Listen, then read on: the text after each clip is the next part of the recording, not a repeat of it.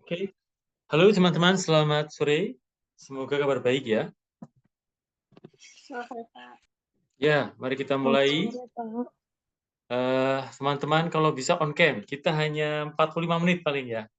On cam saja, jadi supaya nanti ketika di-record dan teman-teman dialog, itu bisa direkam dengan baik. Jadi paling kita hanya 45 menit saja, gitu ya.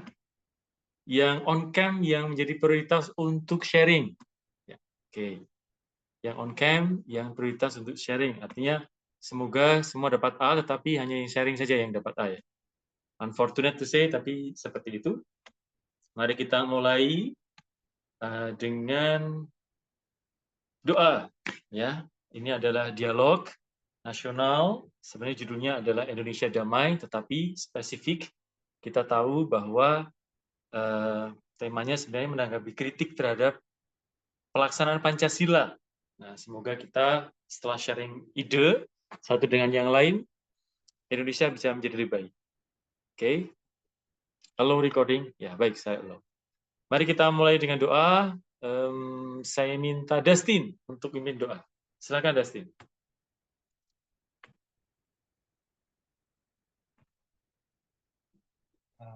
Mari teman-teman, sebelum kita memulai acara pada hari ini, mari kita berdoa menurut agama dan kepercayaan masing-masing. Doa akan saya pimpin secara Kristiani. Tuhan, terima kasih pada hari ini Engkau sudah memberikan kami semua dari pagi tadi kesehatan, kebugaran, sehingga kami dapat menjalani aktivitas kami pada hari ini hingga saat ini. Sekarang kami akan mengikuti acara menanggapi kritik terhadap pelaksanaan Pancasila. Semoga apa yang disampaikan oleh Pak Grego akan menjadi ilmu yang bermakna nantinya. Terima kasih Tuhan Yesus. Amin. Baik, terima kasih Dustin. Jadi teman-teman, kita tahu kenapa saya pilih Dustin, karena ada dua tema. Ya. Kaum muda berpikir kritis, Indonesia lebih damai, itu tema yang saya pilih. Tetapi sebenarnya terkait dengan artikel yang saya kirim, kita hari ini supaya Indonesia lebih damai, itu kita perlu menanggapi kritik terhadap pelaksanaan Pancasila. Seperti yang Anda tulis di artikel kalian masing-masing, ya, yang sudah saya terima dengan sangat baik. Ada kritik terhadap pelaksanaan sila 1, ada kritik terhadap pelaksanaan sila 2, ada kritik terhadap pelaksanaan sila 3, 4, 5, dan juga ada solusi. Nah, dialog kita sebenarnya mau berbicara tentang ini. Mumpung Dustin tadi sudah mimpin doa, dari Dustin bagaimana? Ada gambaran bahwa sebenarnya ada kritik pelaksanaan terhadap Pancasila, sila 1. Ada tidak, Dustin? Saya catat di sini nanti, ya, untuk skornya.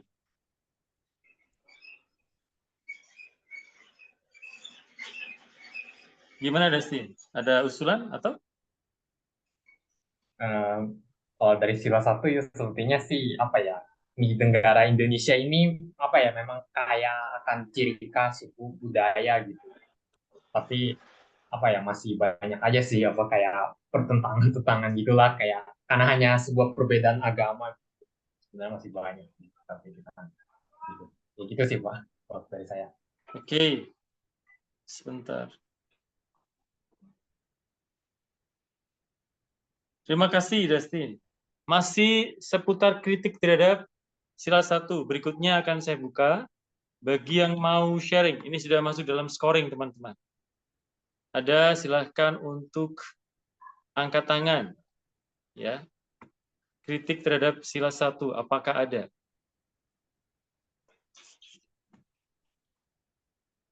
Untuk beri icon, angkat tangan. Toh kalian juga sudah menulis di artikel masing-masing sebenarnya. Ada, Kak? Pak, tapi Ya. punya saya terhapus, Pak. Oh ya, Saya lagi tapi bikin ulang lagi. oh ya, Bu Katarina ya. Ya, oke, terima kasih. Iya, Pak. Kalau menurut saya sih, Pak, untuk yang apa sila pertama itu ya, Pak, itu terjadi sama diri saya sendiri, Pak. Oh, gimana itu? Yang Maha Esa ya, Pak. Padahal kan kita tahu, Pak, di sini kita dasar negara kita kan Pancasila. Kita hidup berbhinneka tunggal ika, ya, Pak. berbeda-beda tetapi tetap satu. Tetapi yang saya alami sekarang Pak untuk sila pertama itu kayak menyakiti hati saya, juga menyakiti Pancasila sendiri, yaitu waktu saya kemarin berpindah agama Pak, saya kembali menganut agama Katolik, itu saya langsung dipecat dari pekerjaan saya. Itu yang saya rasakan dalam pribadi hidup saya. Sampai saat ini saya bisa mengerti dan ya udahlah gitu. Saya ambil hikmahnya. Tetapi dalam hati nurani saya yang paling dalam, saya juga masih tidak bisa terima Pak, karena kita memang di sini Bhinneka Tunggal Ika, dan yang memecat saya itu adalah pemerintah tertinggi di desa kami Pak. Seperti itu Pak.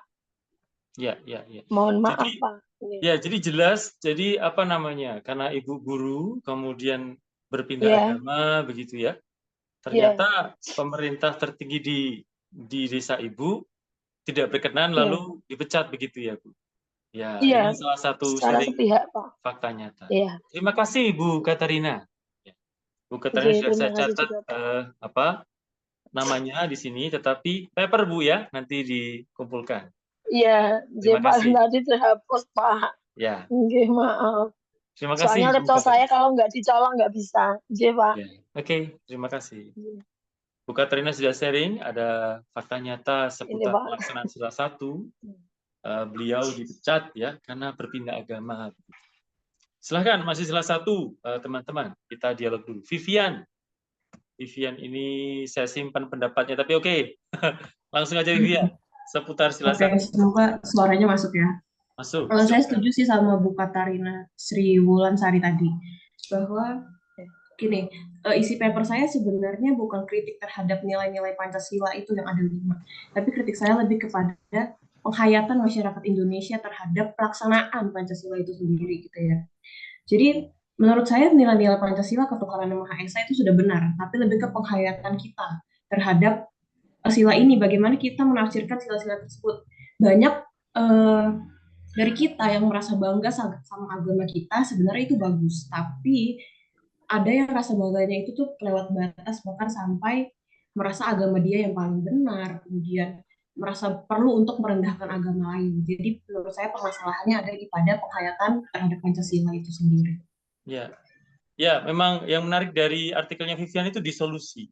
Kita langsung ke solusi coba kalau Vivian. Gimana Vivian?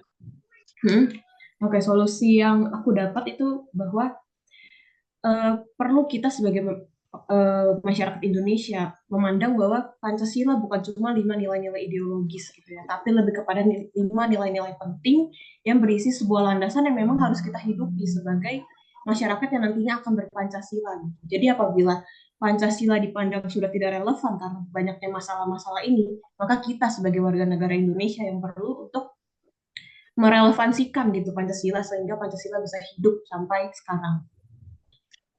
Ya, terima kasih Vivian. Vivian di artikelnya mengutip juga AHRC ya. Di AHRC juga mengutip misalnya sila 1 itu ada penolakan terhadap Ahmadiyah. Jadi Vivian mengatakan Pancasila sudah benar tadi, tetapi penghayatan kita yang kurang. Mungkin ada ketidakdewasaan dalam menghayati Pancasila. Maka tadi Vivian menekankan dan mengajak agar kita sebagai terutama kaum muda ya, untuk dewasa dalam menanggapi keadaan dan mari kita berpancasila. Oke, terima kasih Vivian Christine. Selanjutnya, kita masih sila 1 sebelum bergeser ke sila 2. Ada nggak contoh, tadi contoh dari Bu Katarina ya, mengenai penghayatan sila 1 yang tidak baik begitu. Jadi dia dipecat karena berpindah agama. Ada nggak contoh lain di sila 1? Jadi penghayatan pelaksanaan Pancasila di sila 1 yang tidak ideal begitu. Silahkan teman-teman, di artikel ada kalian ya. Jika ada bisa angkat tangan, lalu saya kasih spotlight Vivian Christine. Sebelum kita ke sila 2, sila 3 dan seterusnya. Ada, silakan. Waktu berjalan teman-teman, ini 45 menit ya. Yang tugas gereja juga silahkan kalau mau sharing-sharing dulu, nanti bisa lah. Ada? Loh, kok tidak ada yang tunjuk jari bagaimana?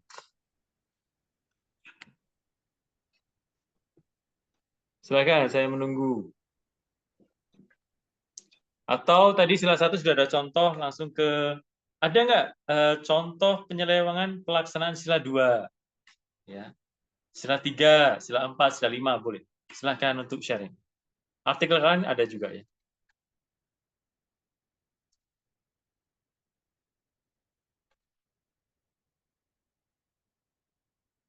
Halo? Tidak ada yang sharing? Bagaimana?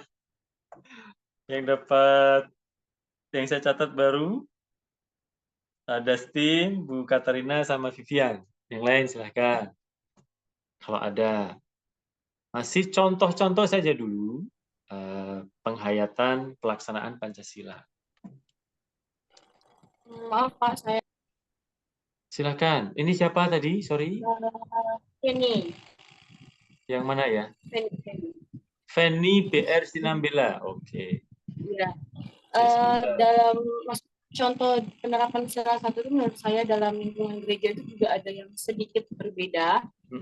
Itu seperti saat kita melakukan tugas dalam lingkup gereja pun ada beberapa orang yang mengerjakannya dengan setengah hati atau hanya sekedar formalitas saja. Gitu. Menurut saya hal itu juga sedikit lari dari jalur yaitu ketuhanan yang Maha Esa, di mana kan kita juga tahu bahwa itu berfokus pada agama masing-masing ya. Seharusnya yang dikerjakan itu dengan sepenuh hati, bukan hanya sekedar formalitas atau hanya untuk ikut-ikut teman saja begitu. Ya. Saya setuju dengan Feni ya. Feni masih Unika ya, betul ya? Unika Iya, di benar, kelas berapa ya, Fen? Di kelas Ilkom 2, Pak. Oke, Ilkom 2 itu berarti maksudnya kelas 19, 13, 17 atau 5? Iya, religius 19. 19 ya. Oke. Jadi memang betul teman-teman, mengapa orang melaksanakan sila 1 secara setengah-setengah karena penghayatan agamanya setengah-setengah. Nah, kadang penghayatan agama yang setengah-setengah tadi lalu membuat dia menjadi tidak adil, begitu. Membuat dia menjadi tidak bersatu dengan yang lain. Ya, kita tahu misalnya kalau memang gereja kemarin itu kan ada heboh ya. Salah satu menteri yang beragama Kristiani itu korupsi besar-besaran. Oke, kalau dipandang dari sisi konstruksi sosial, bisa jadi dia terpengaruh dengan rekan-rekannya. Tetapi tentu saja kalau imannya tidak mendalam, ya akibatnya penghayatan keadilan juga setengah-setengah. Gitu. Misalnya ke gereja hanya sebagai formalitas saja, tidak berdoa beneran, lalu ya tidak ada spiritualitas dalam hidup gitu ya. Dia hanya hidup setengah-setengah begitu dalam mematuhi nuraninya. Jadi itulah muncul ketidakadilan, muncul ketidakbersatuan. Bisa jadi ikut dalam radikalisme juga karena dia tidak sungguh mendalami agama. Terima kasih Feni ya. Masih contoh dulu sebelum kita ke solusi. Ada? Silakan. Di sini ada. Oh, Dina. Oh, ternyata saya itu dikurangi ya. Ya sudah, nanti saya cari solusi untuk peserta lain. Ya. Tapi yang ada di sini dulu. Christopher, atau Elvira, atau Happy, atau Yosef. Ada tidak contoh-contoh, atau Lili ini ya, yang sebentar lagi akan live ya. Namanya ganti-ganti Lili, Deta, atau Stella Cahyadi, atau siapa saja yang di sini ya. Oh, saya kira solusinya bisa jadi begini, ada 2 orang bergabung atau 5 orang bergabung boleh. Karena tiba-tiba kuota saya itu ini teman-teman dikurangi sama Zoom. Oke, masih contoh penyelewengan ini. Kita langsung fokus ke sila 2 saja ya. Sila 1 sudah banyak contoh tadi. Sila 2, kemanusiaan yang adil dan beradab. Di artikel Anda juga ada. Adakah contohnya? Saya mau sharing, Pak. Siapakah ini? Christopher, Pak. Christopher, oke, saya spotlight dulu. Oke, Christopher, pertanyaannya simpel ya. Contoh penyelewengan pelaksanaan Pancasila sila kedua, ya. Silahkan, Christopher, untuk berpikir kritis. Untuk contohnya sendiri itu sebenarnya terjadi di keluarga saya juga, yaitu dulu sebenarnya kakek saya tuh punya tanah yang lumayan luas. Itu di kota Jepara, dan kakek saya tuh dulu dikenal sebagai salah satu yang ya orang mekat lah pada zaman itu. Terus pada suatu saat tuh 1970-an itu kan terjadi revolusi besar-besaran tuh di Jepara, yang mulai pembangunan besar-besaran itu beberapa tanah kakek saya yang memang waktu itu kakek saya tuh posisinya juragan tanah itu diambil alih tanpa adanya kompensasi. Pengadilan, Nggak ada.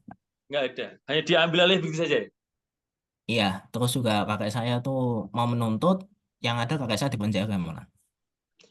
Apakah gara-gara kakekmu itu Chinese, ya Chinese, lalu ada memang di 65 70-an itu mohon maaf, Chinese itu agak didiskriminasi karena ada pengaruh PKI dan versus PKI versus Islam ya. Lalu ada beberapa macam diskriminasi kepada orang lain. Tapi bagaimana? Apakah gara-gara ada diskriminasi itu berbeda ras? Mungkin begitu? itu juga salah satu alasannya, soalnya juga kakek saya tuh juga bermarga Chinese juga. Oke, jadi ada kesaksian. Ini tidak adil ya, tanpa pengadilan, tanpa dialog, diambil begitu saja karena penguasa memang punya akses untuk mengambil. Kira-kira begitu ya, Christopher. Iya. Dan tanahnya mau pasti menuntut tidak pun malah dipenjara penjara jadinya. lagi. Ya, oke, 10 minutes again. Terima kasih, Christopher. Baik, karena sudah 10 menit. Christopher kelas berapa? 17. Oke, Religious Christopher 17. Teman-teman ada yang beri solusi yang menarik. Nah, sekarang mari kita langsung ke solusi. Bagaimana caranya supaya Indonesia lebih baik? Supaya pelaksanaan Pancasila juga lebih baik. Silahkan, teman-teman.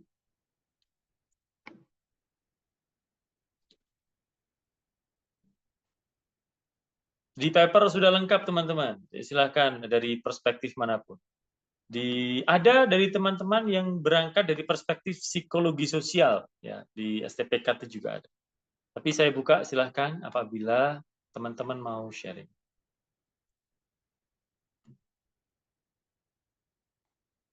Ada? Silahkan. Solusi, ini kita ke solusi loh teman-teman. 10 menit terakhir. Ya, siapakah itu? Halo? Siapakah dirimu? Oh, di mute lagi. Ya, sudah. Oh maaf Pak, saya mute lagi. Kalau Katrina. Ya. Oke, ya. Katrina dulu baru dinamanya. Ini juga masih ada hubungannya juga Pak. Iya, solusi. Kalau menurut saya, pendidikan tentang agama itu sangat penting, dan mensosialisasikan tentang Pancasila itu juga sangat penting. Bahkan kita tahu Pak, untuk sekarang ini Pancasila aja sudah tidak ada yang hafal Pak. Itu kita tahu. Untuk itu dalam misalnya kalau upacara itu ya Pak ya. Kalau upacara itu ya harus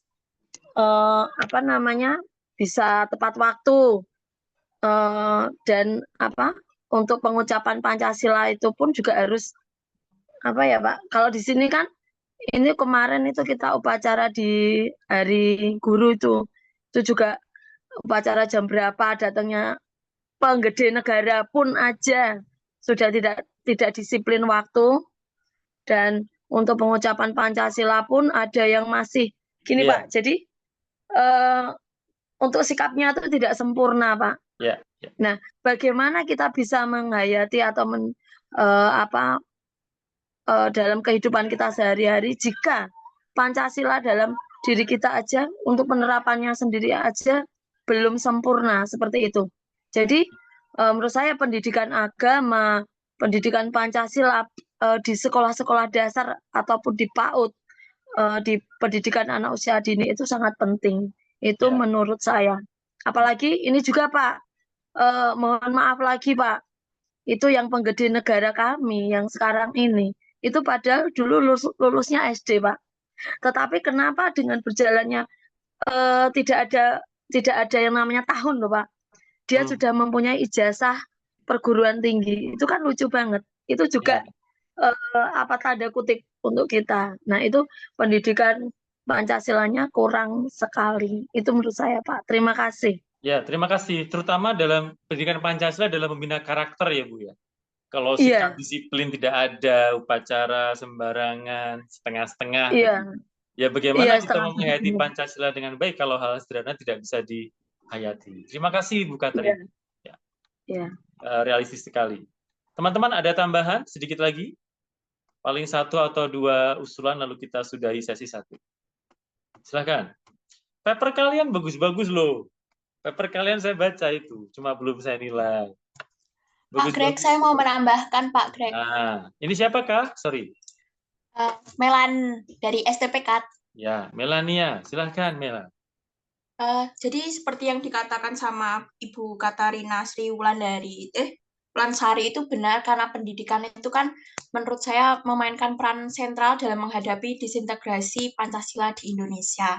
Jadi melalui pendidikan seperti agama dan pendidikan Pancasila, PPKN itu tuh memegang peran penting dalam kehidupan bernegara dan di sosial itulah.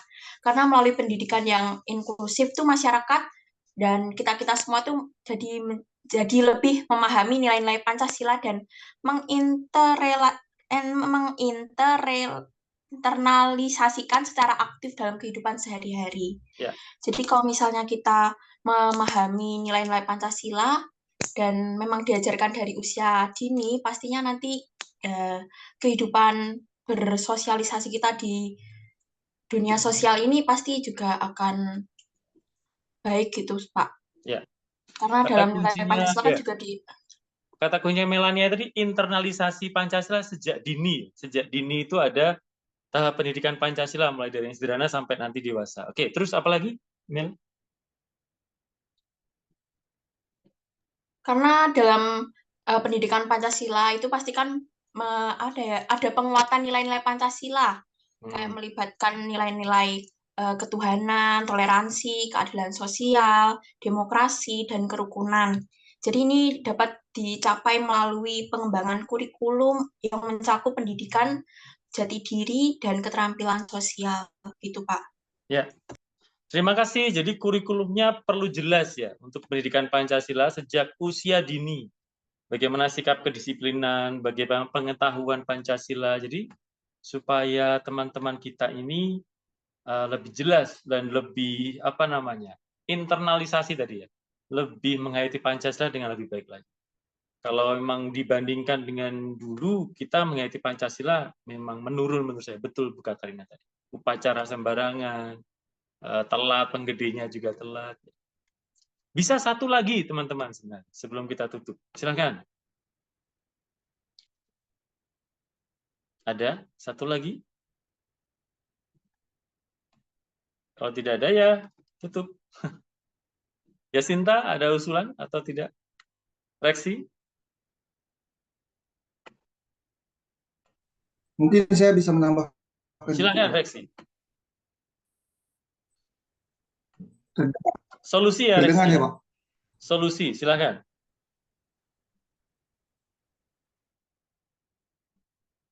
Halo? Ya kalau dari saya sendiri sih ya, lebih ke permasalahan di tempat saya, yaitu tuh terdengar ya Pak? Terdengar, sip. Lanjut. Nah kalau dari permasalahan saya sendiri itu di tempat saya, yaitu mudah menerima isu dan kabar bohong. Jadi menurut saya perlu itu sih sosialisasi, entah itu dari lembaga pemerintah, sekolah, atau lembaga masyarakat lain. Karena kalau tidak sekarang kan informasi itu bergerak pesat dengan era digital. Banyak orang-orang tua di tempat saya itu banyak menerima berita isu atau berita bohong itu dengan tidak disaring atau langsung diterima secara langsung seperti penipuan dan lain-lain. Dan dari sisi anak mudanya sendiri itu lebih langsung ke bekerja. Kalau saya sendiri tidak menyalahkan mereka bekerja, namun kalau dilihat dari pola pikir itu kan berpikiran pendek seperti itu kan Pak, itu berakibat kita tuh langsung menerima dan langsung mengemukakan pendapat. Itu kan berakibat fatal juga. Meskipun penting mengemukakan pendapat. Ya, dari situ sih Pak kalau saya sendiri. Isu dan berita bohong. Ya, terima kasih. Jadi memang tidak hanya dari pemerintah toh ya, dari kaum muda juga jangan terpengaruh dengan berita bohong ya, dengan hoax yang banyak sekali terjadi karena memang kita era digital, segala sesuatu diinfokan dengan sangat mudah di media sosial. Ya, terima kasih Reksi mengingatkan kita untuk bijaksana dalam menyeleksi berita-berita bohong tadi. Itu juga yang menyebabkan penghayatan Pancasila tidak murni teman-teman, karena ada banyak berita bohong lalu kita makan. Baik, terima kasih teman-teman sudah diskusi di sesi 1, karena memang baru 100 saja yang bergabung ya, dari 200 sekian saya akan cari solusi bagi teman-teman yang belum hadir dan belum beropini. Tapi waktu kita sudah habis, mari kita tutup dengan doa. Reksi, mumpung kamu di sini, silahkan pimpin doa untuk kita semua. Baik Pak Greg dan teman-teman sekalian, marilah kita menutup pertemuan kita kali ini dengan berdoa. Menurut kepercayaan agama masing-masing, saya akan memimpin secara Katolik dalam nama Bapa, Putra, dan Roh Kudus. Terima kasih Allah Bapa, Allah Putra, dan Roh Kudus, Engkau senantiasa memberkati, membimbing kami dalam pertemuan sore ini.